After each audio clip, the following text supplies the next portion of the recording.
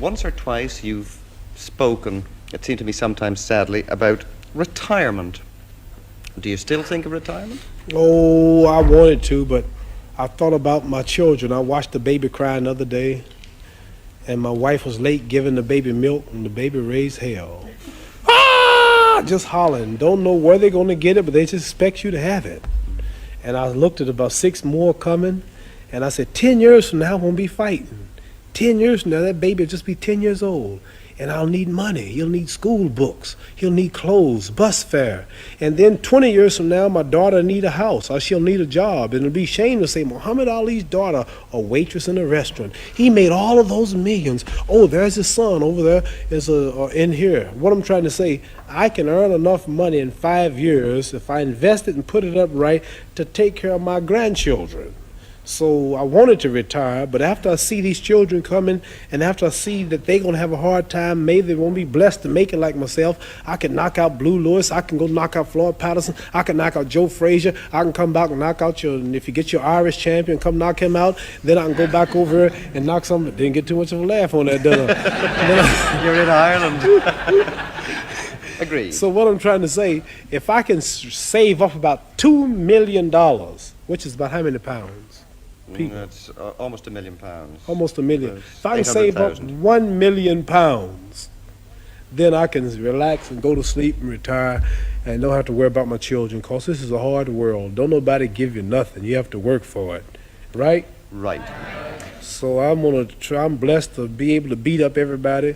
So I want to beat up everybody until I can't beat them no more. If I can go 10 more years, I'm going to keep on doing it. Good. Most of your poems, like the one you spoke a few moments ago, are funny. But you've written one about your own people, I think at the time of the Attica prison riot. It's a serious poem. You have certainly very serious moments, as you've shown us tonight. Could you, before we go, just say that poem for us? Oh, this poem explains the Attica prison. You heard that over here when all the black prisoners were shot, and just before they held some white hostages, and they said they would cut the throats if they didn't get what they wanted. And the word was, well, if the throats are cut, then shoot and kill everybody. They found out during the autopsy that the throats were not cut. They just shot them for nothing. The trigger-happy policeman, and that Rockefeller gave word 10 minutes or so, if they don't give up, I think it's the way it went, open fire. And one black prisoner came out to speak to the warden, and he said, you have 10 minutes to surrender. What's your reply? Are we going to come in shooting? And the black prisoner came out, poetic poem. This didn't happen, but this is what I wrote. He said, better far from all I see, to die fighting to be free. What more fitting end could be? Better surely than in some bed where in broken health I'm led, lingering until I'm dead. Better than with prayers and pleas are in the clutch of some disease, wasting slowly by degrees. Better than of heart attack are some dose of drug I lack. Let me die by being black. Better far that I should go, standing here against the foe, is the sweeter death to know. Better than the bloody stain on some highway where I'm lain, torn by flying glass and pain. Better call in death to come than to die another dumb, muted victim in the slum. Better than of this prison rot, if there's any choice I've got. Kill me here on the spot. Better far my fight to wage now while my blood boils with rage, lest it cool with ancient age. Better violent for us to die than to Uncle Tom and try, making peace just to live a lie. Better now that I say my sooth, I'm gonna die demanding truth while I'm still akin to youth. Better now than later on, now that fear of death is gone, never mind another dawn. They opened fire on them, but they died telling it like it was. Tonight we have as a guest in the studio a man of whom Time magazine once wrote, he is Hercules struggling through the 12 labors. He is Jason chasing the golden fleece. He is Galahad, Cyrano, D'Artagnan. When he scowls, Strong men shudder, and when he smiles, women swoon. The mysteries of the universe are his toys. He rattles the thunder, and he looses the lightning. Well, he's loosed a lot of lightning in his day, and he's going to loose some more of it tomorrow night in Croke Park. There's no man in the world, I think, whose name is more synonymous with sport today. He says he's the greatest, and maybe he is. I'm certainly not going to argue with him about that. And he says he's the prettiest. Ladies and gentlemen, will you welcome, please, Muhammad Ali.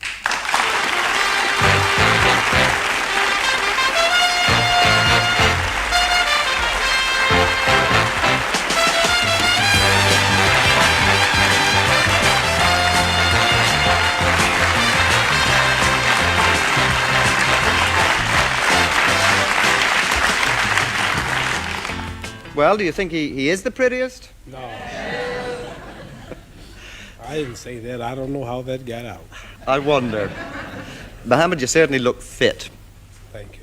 Have you been training very hard? Yes, I've been working constantly now since my last fight with Joe Frazier, fighting every other month or two. And I just boxed Jerry Quarry, a top-notch fighter.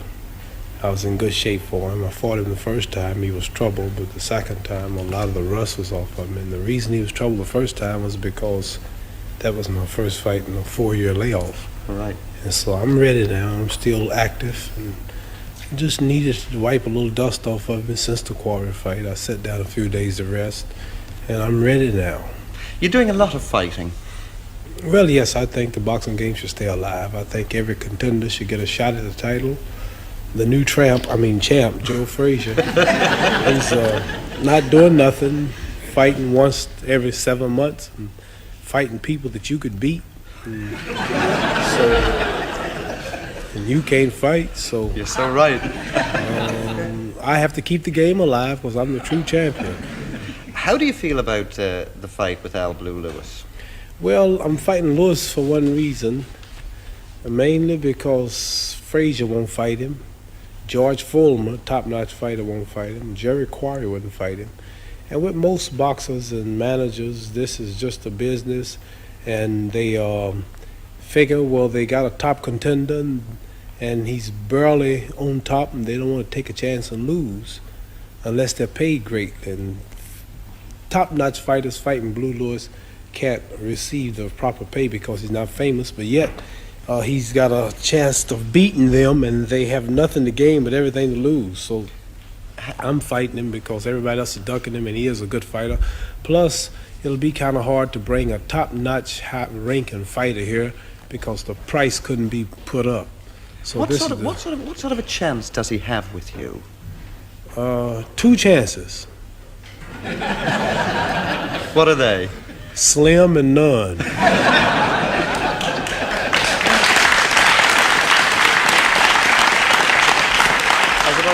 I asked for that one.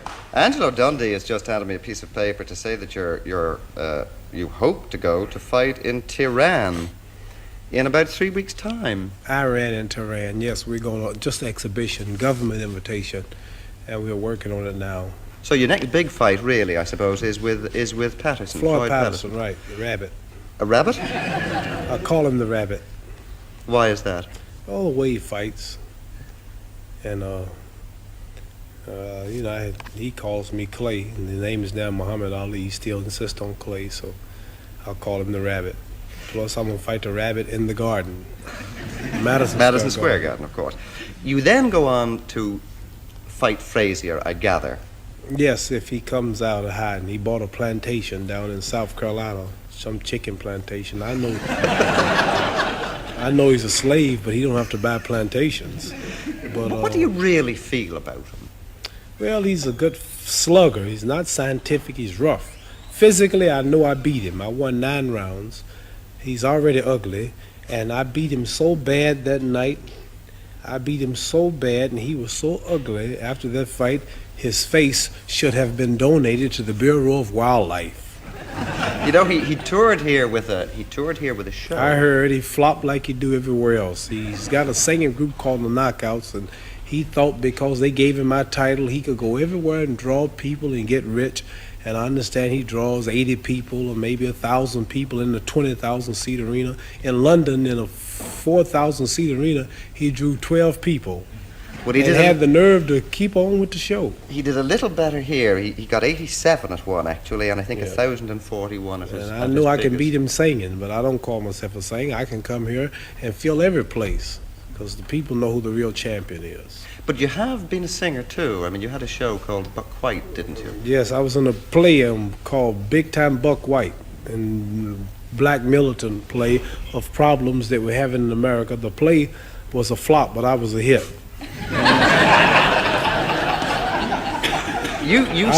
The play lasted 6 days, but the worst critics, my part was a hit. I want to get that straight.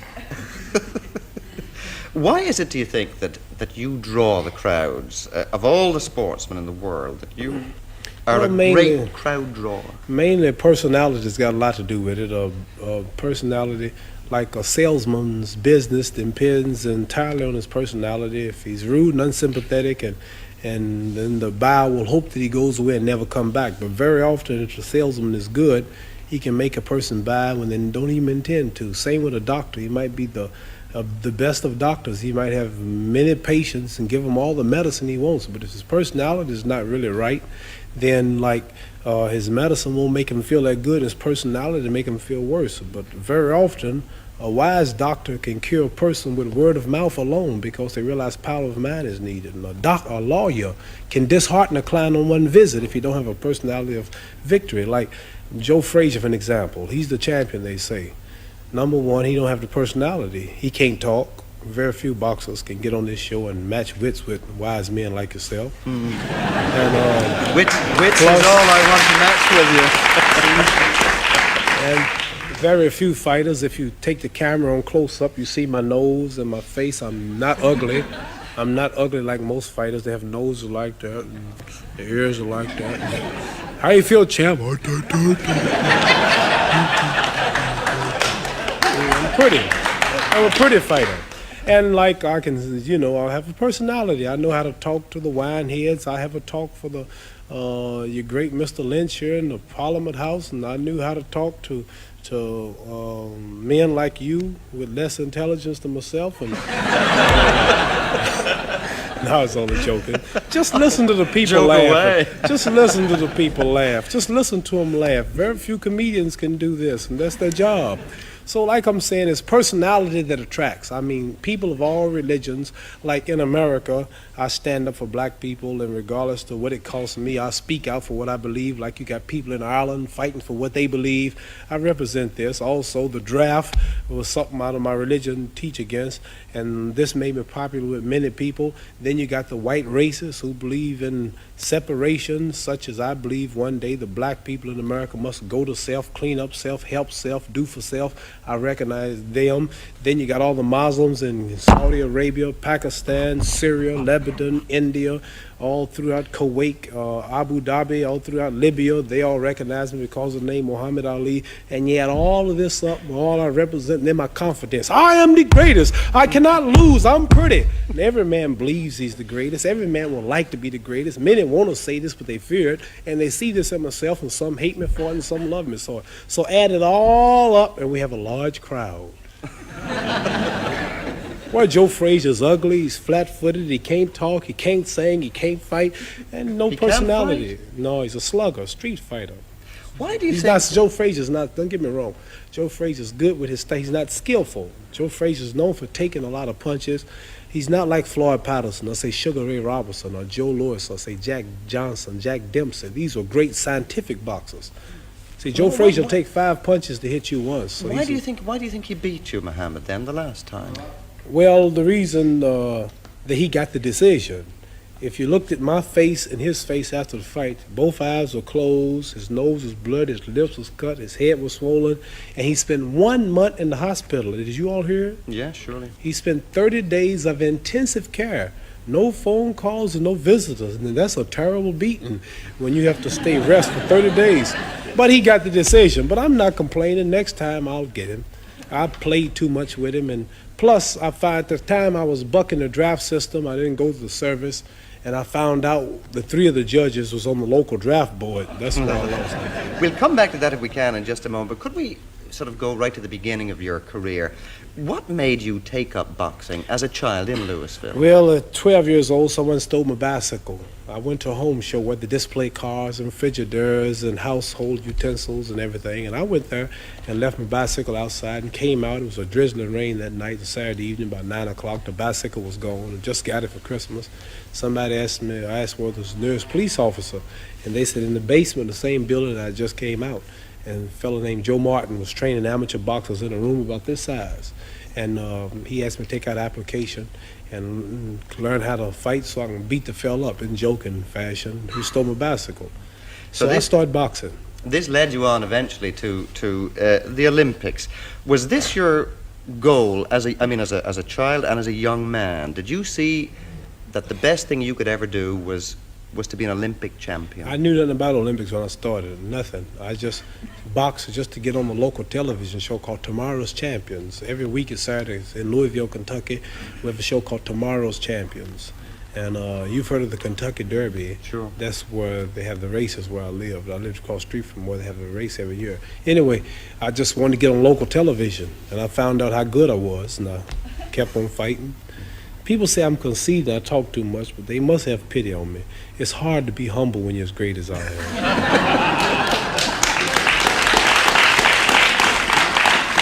And I won the Golden Gloves, the National AAU, and the Olympics. And then after the Olympics, I had all the gold medals, but no money. So I turned professional. You told a story on one occasion about coming back from the Olympics with the medal. To your own hometown. Did this make you a very big man in your own hometown? Did it completely change your life? Well, made me popular for a few days, but I wanted to do something good with it. So I went downtown. At the time, black people was marching to eat in the white restaurants, and they wanted rights to go where they wanted to. And so I said, I'll take this medal and I'll go downtown and I'll sit down in a restaurant. I got them on the spot now, and then I'll order something to eat.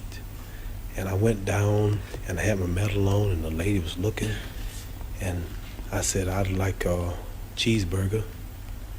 She said, we don't serve Negroes. I said, I don't eat them either, just give me a cheeseburger.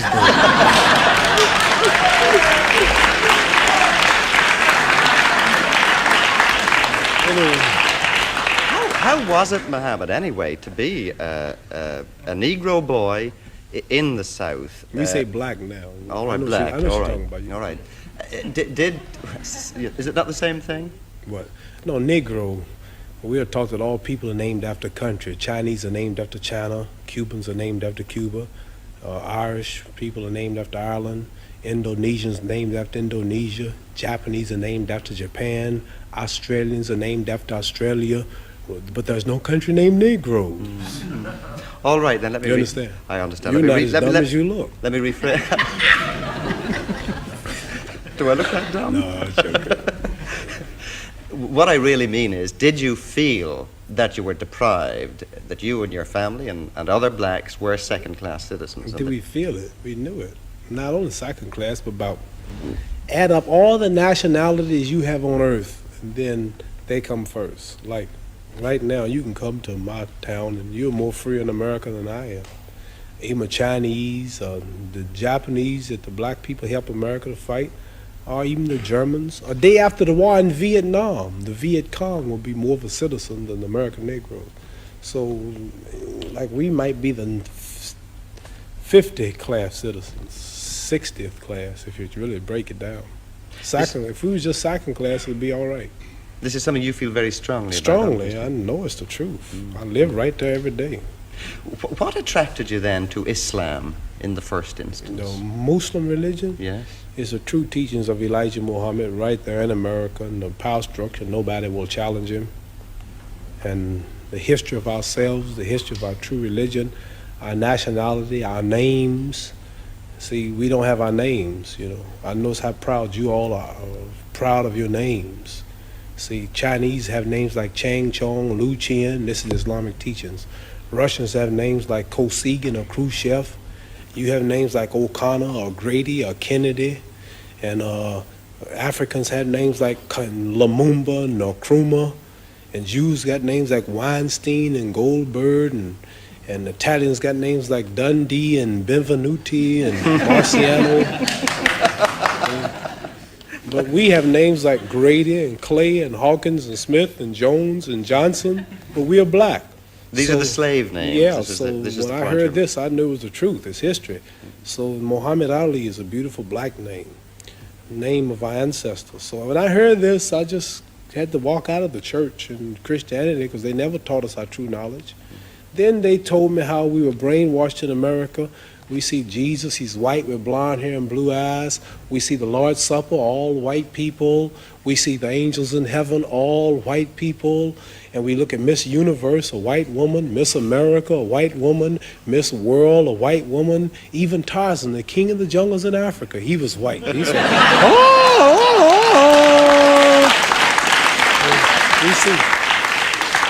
we see a white man swinging in Africa, with a diaper on.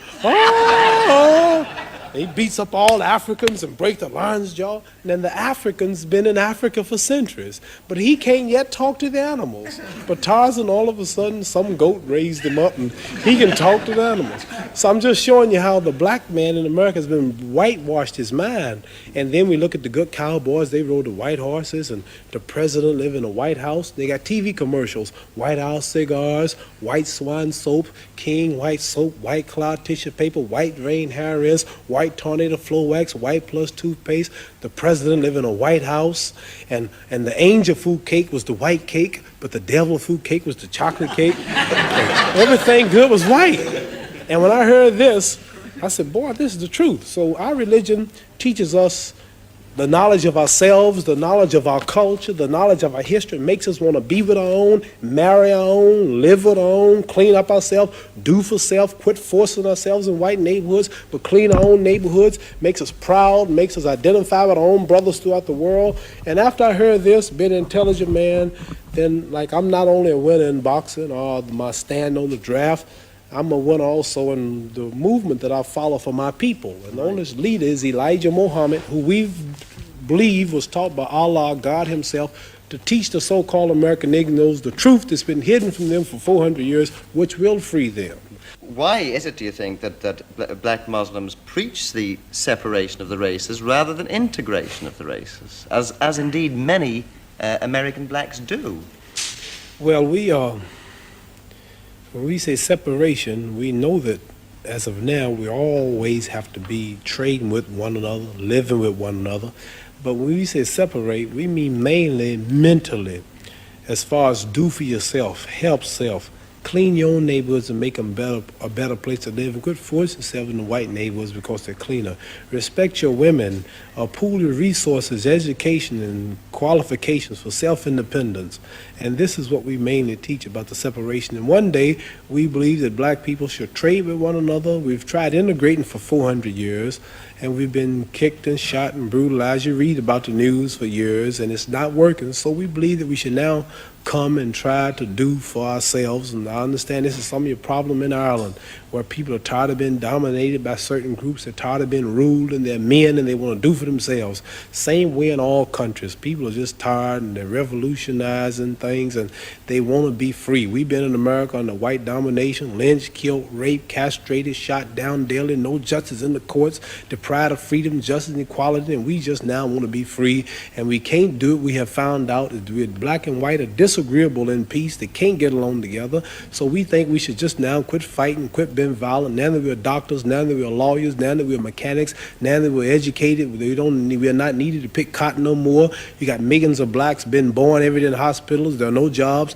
We think that we should now go on some land and build and construct and do for ourselves. That's all. Do you mean, in actual fact, that there should be separate parts of the United States Right. only for Negroes and separate parts only for whites? Well, the Honorable Elijah Muhammad teaches us that we've been there 400 years fighting. We fought the Japanese, we fought the Germans, we fought the Koreans. If America went to war with Ireland tomorrow, the black people would be over here shooting you so fast.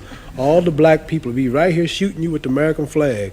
And we believe that since we've been fighting all of America's enemies, not our enemies, worked 400 years, 16 hours a day from sun up to sundown without a payday, that we should now be repaid. Don't give us nothing, and give us or repay us. You got 50 states, then we make up 10% of the population, then divide off 10% of the land, let us build our own stores, grow our own food, make our own suits, and be like other people, and not always begging white people for houses, begging for jobs, begging for a seat in your restaurant. May I use your toilet? May I ride on your bus? Now that I'm grown and educated, now we're no longer slaves and we can't get along, just let me go and live by myself like other people. Ain't nothing wrong with that. Muslims, of course, don't believe in war. At least you certainly don't believe in war, and you've demonstrated that by refusing to join the American army. But you have said on one occasion that possibly you could believe in a holy war. Well, the Holy Quran, our religious book, teaches us that we who declare ourselves to be righteous Muslims do not take no part in wars, no way, fashion, or form, that take the lives of humans unless it's a holy war declared by God Allah Himself. And like this hadn't happened, and if it do happen, then we'll have a way of knowing, because our religious leaders speak out. But we don't take no part in wars, not just the Vietnam War, but no war. But would you fight in such a war, in a holy war of this sort? I mean, how would you know that you should fight? Well, that's what I'm trying to say. Then we have a leader who will speak, like all countries have leaders, and we have a leader. And like if we attacked, and we're right, we believe in fighting if we are attacked, but not being the aggressor. You go to South Africa very soon to box. Do you believe in the sort of separation of the races that they have in South Africa, what they call apartheid? Not from what I hear. I hear it's unequal. We believe in an equal separation, and we'll only fight in South Africa under the condition that the audience not coming to change their policies, not coming to talk about them. We've just been invited. Otherwise, we wouldn't go. And we might not still go. We don't know. But the audience have to be separate, which is the way this has got to be.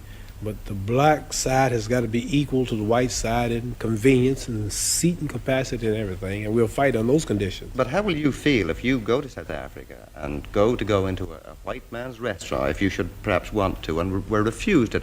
Wouldn't this take you back to the old sort of Louisville situation all over again? No, I wouldn't. No, I mean, if a man didn't want me in his place, I'd just leave. I wouldn't want nobody to force themselves on me. And I wouldn't be looking for no trouble like that. My mind's too big for that. I don't want to be where nobody don't want me. I believe I'm the greatest. Well, what I want to be with somebody that's less than me. I'm the greatest. They should want to be with me. Is the way I look at it. Right. Elijah Muhammad has said something which perhaps a lot of us white people have misunderstood. Perhaps you can explain it to me. He said that white men are devils. Yes. What does he mean by that? He means just what he said. The deeds and the works of the man. He says the American devils. The lynching, the killing, cutting the black people's private out, sticking it in the mouth, is what they did to us. I got a book called 100 Years of Lynching, written by white men. Taking black women who was 4 months pregnant, they took us for years and hung us up with the feet and stuck a dagger in the stomach and ripped it and pulled the unborn baby out just to put fear in other slaves. They tied up black people to horses, and 2 horses, and pulled his arms out and pulled his legs out. Lemonade trains with white children and white people of America used to come and watch them tie up 10 or 15 black men and pour gasoline on them and burn them, watch them burn alive. They took us and hung us up with trees and shot us with bullets. They took and cut a hand off and gave it to the little boy, and they took the leg off. And this is worse than the devil. All right, but... see, the devil, the preacher in the church taught us that the devil was up under the ground. Right. And he'll wait till he died before he burn us up. This white devil in America was worse because he burned us while we was alive. He didn't wait till we died. So what I'm trying to say is the deeds and the works. And I think this, if Elijah Muhammad can stand in America for 42 years before my little black self was born and say that the American white man is the devil, then the white man should get up and say you are a lie and carry him to court and say we are not the devil. Not one American, not one government official, one mayor, one senator, none of them will stand up and say that they are not devils and this man is lying. So what am I to do? Right. I believe it. Do you believe that every white man is a devil? I mean, Angelo Dundee, Harold Conrad? Angelo Dundee's Italian. He's got a lot of black blood in him. Harold Conrad. Harold Conrad's Jew. So No, there what are I'm- exceptions. There are no, exceptions no, to listen, it. listen. What I'm saying to you is this. I'm saying that Elijah Muhammad, our leader, teaches us this, and I believe everything he say. So it's not for me to prove that. You must remember, you have not lynched me. It wasn't the Germans that did this to us. It wasn't the white Canadians who's right on our border. He put emphasis on the American devils. He's missioned to America by God to preach the truth. So what I'm saying, let's say we got one white fellow in America who has proved that he means right. Let's say we got another one. White people have died in demonstrations for black people. Now, here's the position I'm in. Here's 10,000 whites coming to kill me. And in those 10,000, or let's say here's 10,000 rattlesnakes coming to bite me. And in those 10,000, there was 1,000 that didn't mean no harm. And I knew there was a good 1,000 snakes out there, but they all look alike. Now, what should I do? Should I keep the door open and let the 10,000 in, hoping that the 1,000 will unite and save me and one bite will kill me? Or should I just be safe and shut the door? So we have white people say, I mean right. I have a black husband. Oh, my children are black. I love everybody. I really believe you. But I'm sorry, man, there's 10 more thousand behind you that don't feel that way. I'm just sorry, but what am I going to do?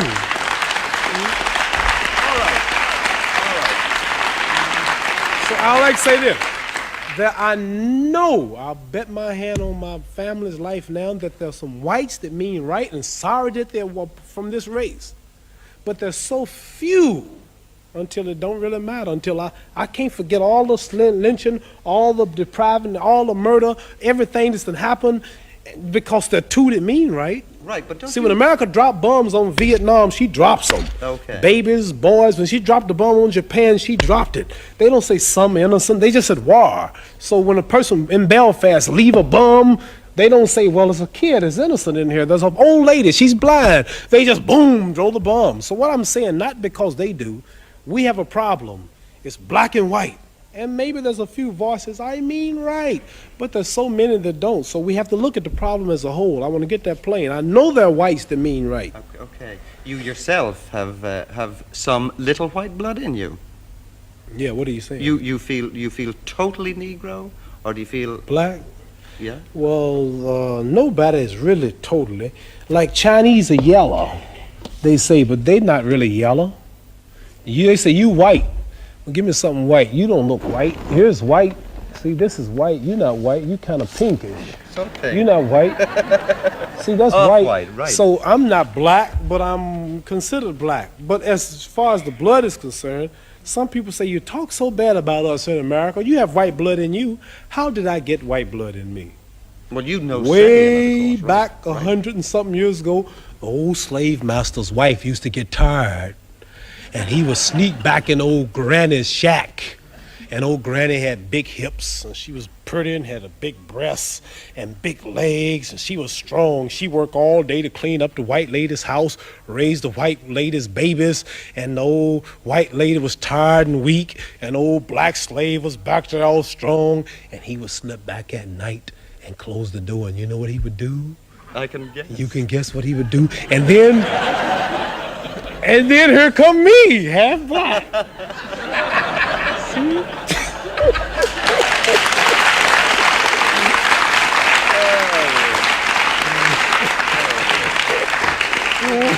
If we can get back to fighting for just a moment.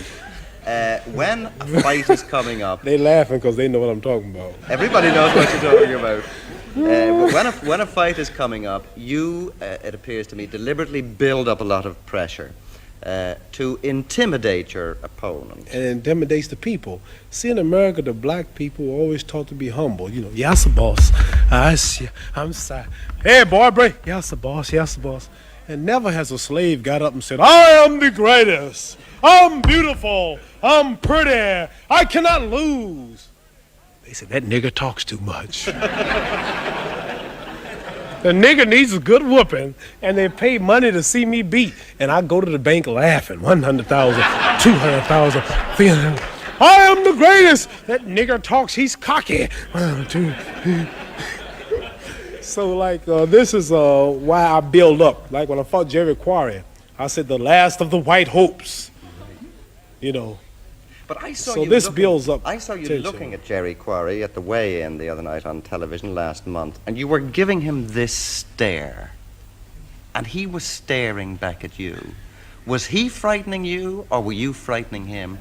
Or was neither of you frightening the other? Well, I don't think neither of us is frightened, but I'm psyching him, so he lets me know he's not scared. But I don't see him or see me. I see people like you watching, but mainly in America. And they were looking and building it up to be a race war. I said, you don't stand a chance. I'm gonna run you out of the ring. And people in Alabama, Mississippi, and Georgia, whoop that nigger! He talks too damn much! Hey, let's go see this fight!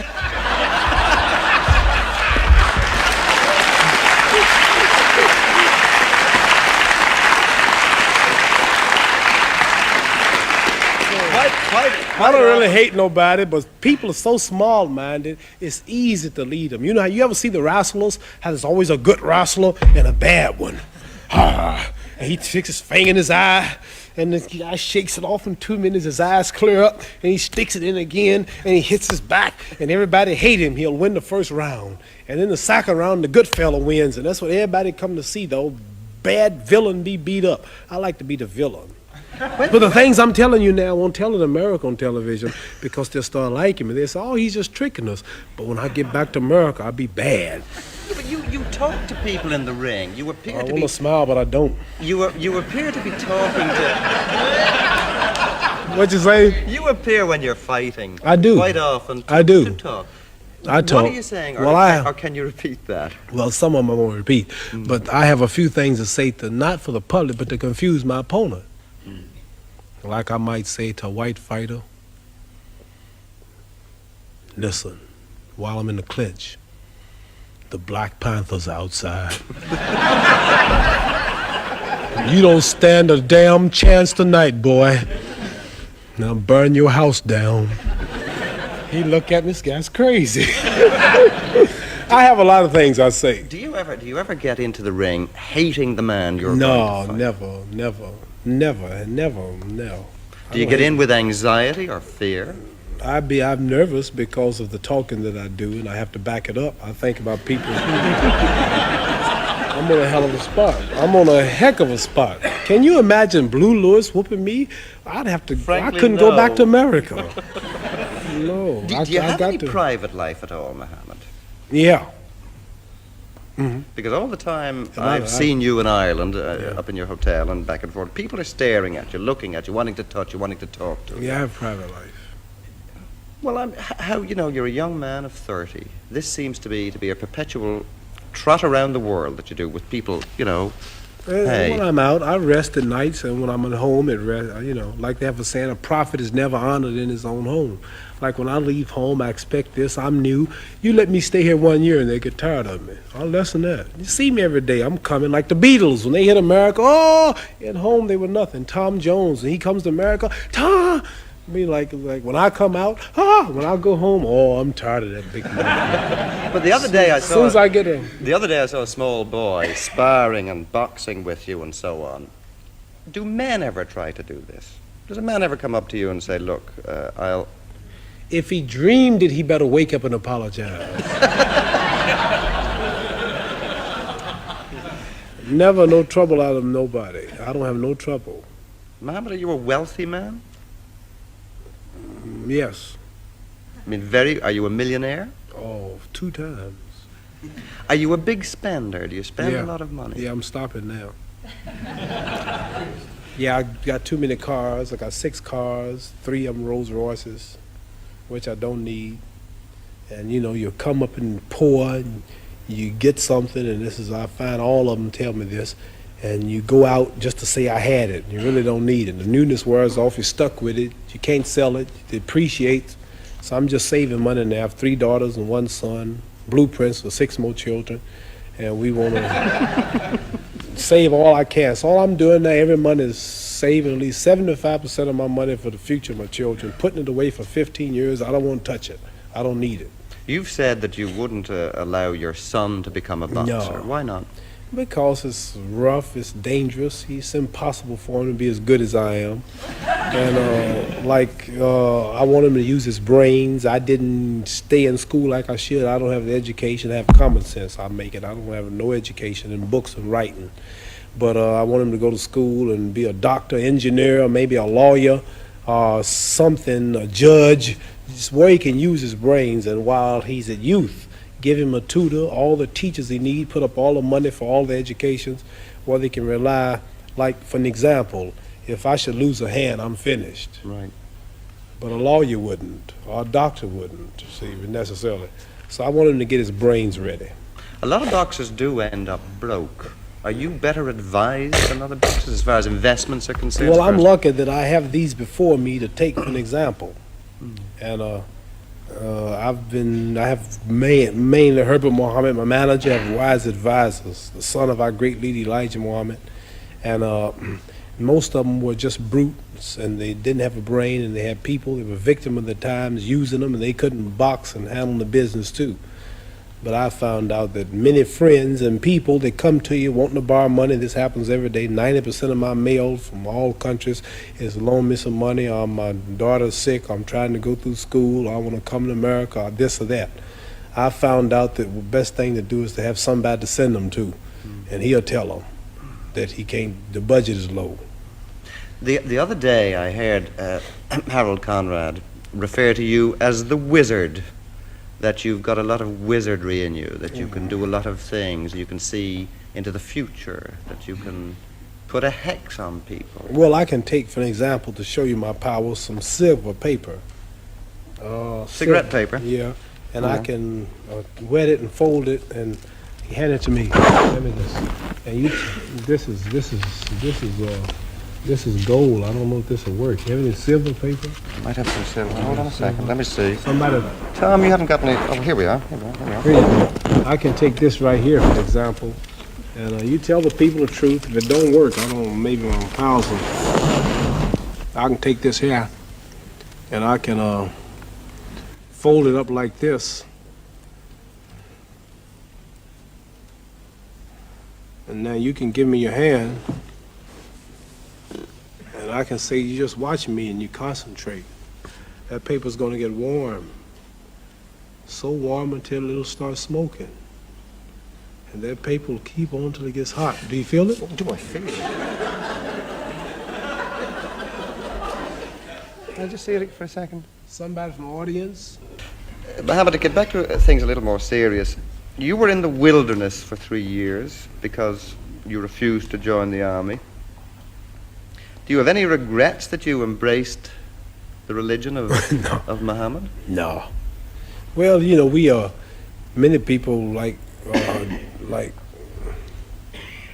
when a man goes to war, he don't consider losing nothing. He's fighting for his country, what he believes. And we don't have no regrets if it's something we do from our heart and we want to do. Like, I didn't have to do it. Something I wanted to do, so I don't regret it, and I'm really thankful that I did. Got strong because of it, and many people believe in fighting for the freedom, and this is just part of what I believed. So it's nothing that I regret, not at all. If I regret it, then it wasn't sincere. But it lost you not only a great deal of money, but it could possibly have lost you your livelihood. In fact, it could have lost you your whole career. Isn't this so? No, it wasn't. Has it been worth it? Well, yes. I mean, I haven't really lost nothing.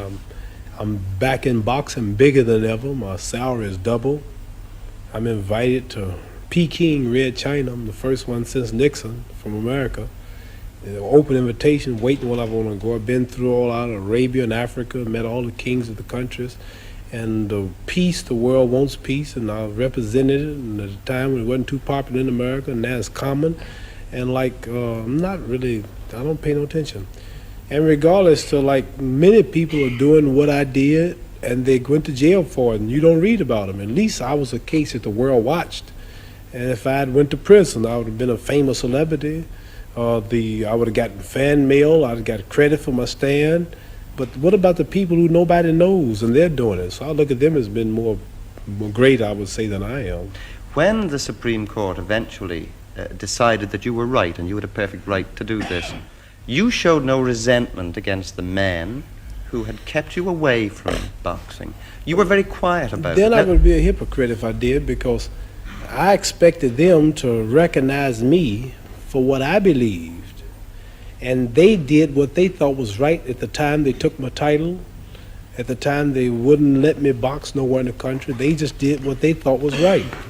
And for me to now to sue them or to condemn them or to speak out against them for doing what they thought was right, then this would be hypocritical. And at the same time, I expected them, although they didn't, to recognize me for what I believe. So how can I get on them for doing what they really believe was right? Once or twice you've spoken, it seemed to me sometimes sadly, about retirement. Do you still think of retirement? Oh, I wanted to, but I thought about my children. I watched the baby crying the other day, and my wife was late giving the baby milk, and the baby raised hell. Ah! Just hollering. Don't know where they're going to get it, but they just expect you to have it. And I looked at about 6 more coming, and I said, 10 years from now, I won't be fighting. 10 years from now, that baby will just be 10 years old. And I'll need money. He'll need school books. He'll need clothes, bus fare. And then 20 years from now, my daughter will need a house, or she'll need a job. And it'll be shame to say, Muhammad Ali's daughter, a waitress in a restaurant. He made all of those millions. Oh, there's his son over there in here. What I'm trying to say, I can earn enough money in 5 years if I invest it and put it up right to take care of my grandchildren. So I wanted to retire, but after I see these children coming, and after I see that they're going to have a hard time, maybe they won't be blessed to make it like myself, I can knock out Blue Lewis, I can go knock out Floyd Patterson, I can knock out Joe Frazier, I can come back and knock out and if you get your Irish champion, come knock him out, then I can go back over here and knock some, didn't get too much of a laugh on that, did I? You're in Ireland. Agreed. So what I'm trying to say, if I can save up about $2 million, which is about how many pounds?